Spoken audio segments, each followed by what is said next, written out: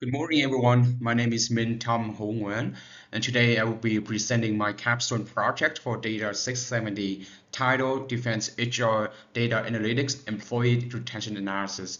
In this presentation, I will walk you through the business problem, research approach, data-driven insights, predictive modeling, and recommendation to improve employee retention in the defense sector. This is an expansion of my previous presentation where I covered the importance of employee retention in defense and the foundation of data sources I use. Now I will dive deeper into the models, visualization, and final recommendation. Let's quickly have an overview. The defense sector faces unique workforce retention challenges. Unlike commercial industries, it requires highly specialized skills, extensive training, and security clearances, which makes turnover extremely costly and destructive. In my previous presentation, I highlighted that 78% of defense companies reported losing employees to higher paying jobs, and the US Army fell short by 15,000 soldiers in its 2023 recruitment goals. This issue extends beyond military recruitment. It affects private defense contractors and government agencies.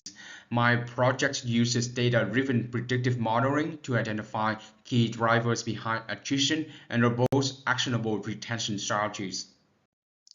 The primary issue being addressed is the high attrition rate among defense employees, which result in high recruitment and training costs, loss of critical institutional knowledge, and operational disruptions. The objective for this project are to: one, identify key drivers of employee turnover; two, develop predictive models to assess attrition risk; three, provide HR team with actionable retention strategies; four, reduce turnover costs while improving job satisfaction and workforce stability.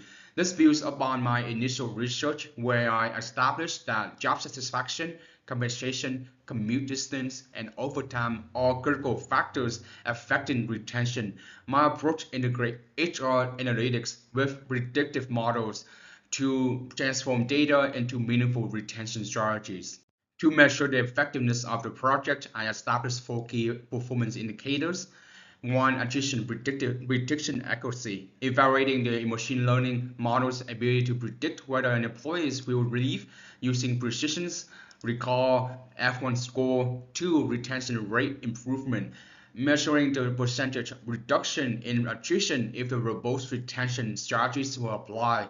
Three, employee satisfaction increase, tracking improvements in job satisfaction scores at risk employees. Four, reduction in recruitment cost, estimating the financial saving from lower hiring and training expenses. In my previous presentation, I introduced these KPIs conceptually. Now I have refined them by aligning them with the real business impact metrics. The project integrates two datasets: IBM HR Analytics Employee Attrition Dataset, a structured dataset containing 1,470 employees records with 35 features covering demographics, compensation, job satisfaction, and performance ratings. Simulated Defense HR dataset, a custom dataset designed to reflect defense-specific workforce dynamics, including security clearance level, military versus civilian roles, and deployment frequency. Previously, I focused on describing this dataset. Now I have applied data cleaning techniques, handling missing values, outliers, and inconsistencies to ensure that data integrity for predictive modeling. I employ multiple analytical techniques, including the EDA, exploratory data analysis, to identify patterns in employee attrition, feature engineering to enhance predictive model performance, machine learning models such as logistic regression, easy to interpret, random forest for future importance analysis, gradient boosting for improved predictive accuracy. Each model was evaluated using precisions, recall, and F1 score. The key insight from these steps was that job satisfaction, compensation, and overtime were the strongest predictors of attrition. This builds on my previous findings where while providing a data-driven way to assess attrition risk. I want to talk more about my insights, especially after exploring the integrated data. Overall, this visualization confirmed that attrition is influenced by multiple interconnected factors: department type, salary, satisfaction, and workload. HR teams need to approach retention with a combination of competitive compensation, workload balancing, and career development initiatives. Simply raising salaries may not be enough if employees feel overworked or lack growth opportunities. Let's dive deeper. Bar chart attrition by department. This bar chart visualizes employee attrition across different departments, with blue representing employees who left, yes, and orange represent those who have stayed, no. Sales, technical, and R&D departments exhibit the highest turnover rates, which aligns with the expectation that roles involving high performance pressure and long hours contribute to attrition. However, an important insight is that support and accounting departments also show notable attrition, despite this being traditionally considered more stable roles. This suggests that factors beyond workload, such as limited career growth, lack of engagement, or compensation disparities, may be driving departures in this area.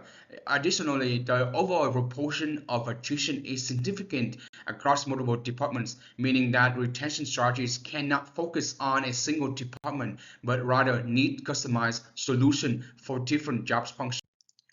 Scatterplot. This scatterplot explores the relationship between job satisfaction, access, and average monthly hours work y-axis, with blue indicating employees who left the company. The visualization shows two key insights. Employees with low satisfaction and high work hour tend to leave, suggesting burnout as a major factor in attrition.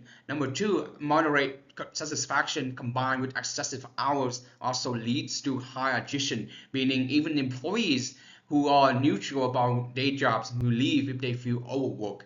Interestingly, some low satisfaction employees remain in the company, likely due to external constraints such as financial stability, benefits, or limited alternative job opportunities. This highlights the importance of workload management as a retention strategy. Even improving job satisfaction may not be enough to retain employees if they are consistently overworked. This box plot compared the distribution of monthly income for employees who left the companies versus those who stay. The key takeaway is that low-income employees are more likely to leave, as seen in the median salary difference between the yes attrition and the no retained groups.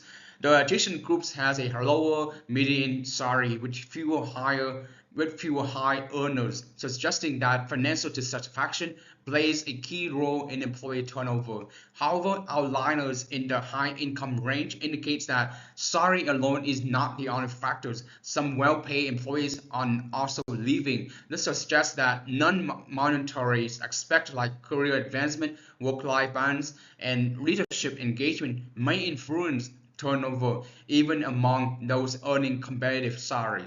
In conclusion, employee retention in defense sector is critical for operational continuity, cost efficiency, and national security. My analysis found that compensation, work-life balance, and career development are the primary drivers of attrition. Based on these findings, I propose the following retention strategies. Number one, competitive compensation structures address pay disparities, especially in high turnover roles. Number two, improve work-life balance initiatives, implement flexible work arrangements and workload management policies. Number three, career growth opportunities, strengthen internal mobility programs and leadership development initiatives. Number four, data-driven HR policies, continuously monitor attrition patterns using machine learning to refine workforce strategies.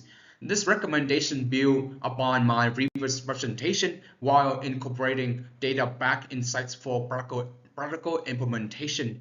My future work includes further refining models, integrating real-world defense HR data, and evaluating the impact of intervention over time.